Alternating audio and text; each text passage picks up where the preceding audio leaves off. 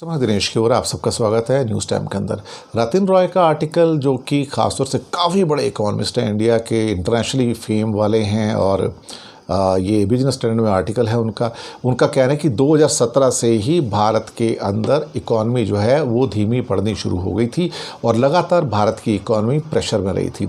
और 2019 की महामारी के बाद, 20 की बीमारी के बाद तो बिल्कुल पूरी ही फिसलनी शुरू हो गई। हालात ये थे कि 2016 में जहां भारत की ग्रोथ 8.26% थी, 2019 में कम होकर 4.1% पे हो गई और 2020 में कोरोना ईयर में घट के -7.3 हो गई।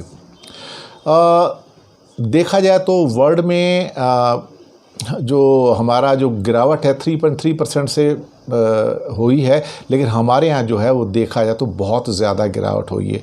कंपनियों का मुनाफा यानी कि प्रॉफिट तो बहुत शानदार रहे हैं, लेकिन आम आदमी की जो ख़ास तौर से जो हालत है, इकोनॉमी हालत है, उसकी पॉकेट में जो मनी है वो कम होता जा रहा है। एक और चिंता का कारण उन्होंने बताया कि जो डायरेक्ट टैक्सेस और इनडायरेक्ट टैक्सेस वो हैं पेट्रोल डीजल से, जीएसटी से मिलते हैं, और डायरेक्ट टैक्सेस वो हैं जो इनकम टैक्स से मिलते हैं, या इनकम टैक्स जो कंपनियों के ऊपर लगाया जाता है, जिसको कॉर्पोरेट टैक्स कहा जाता है। अब ये एक अजीब सा फिर से संयोग आ गया कि बहुत सालों के बाद ऐसा हो रहा है कि जहाँ पर इनडायरेक्ट टैक्सेस, जो पेट्रोल डीजल जीएसटी का शेयर बढ़ गया है और जो डायरेक्ट टैक्सेस हैं उसका शेयर कम हो गया है। उसका एक कारण है कि लोगों के पास पैसे नहीं, तो टैक्स कहाँ से भरेंगे।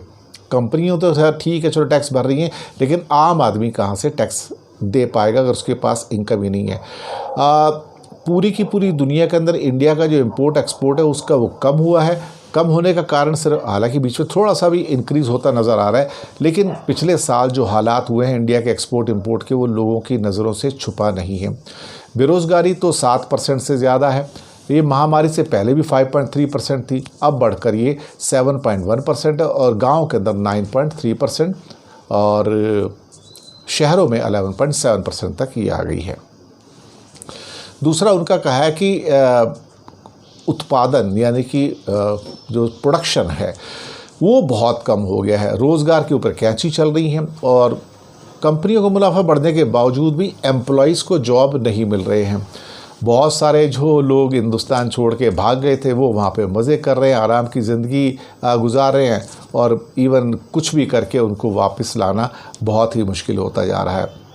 कोविड-19 से बाहर आने के बाद रतिन रॉय कहते हैं कि मुझे लगता है कि हालात बदले जा सकते हैं, कि जो भी कैलेमिटीज़ आई हैं उनको डील किया जा सकता है, लेकिन काफ़ी हद तक सरकारें अगर इस मामले में विजिलेंट रहें। लेकिन भारत के अंदर जो सरकारें हैं देखा जाए तो वो विजिलेंट नहीं है, वो सिर्फ अपनी संपन्नता को देखते हैं।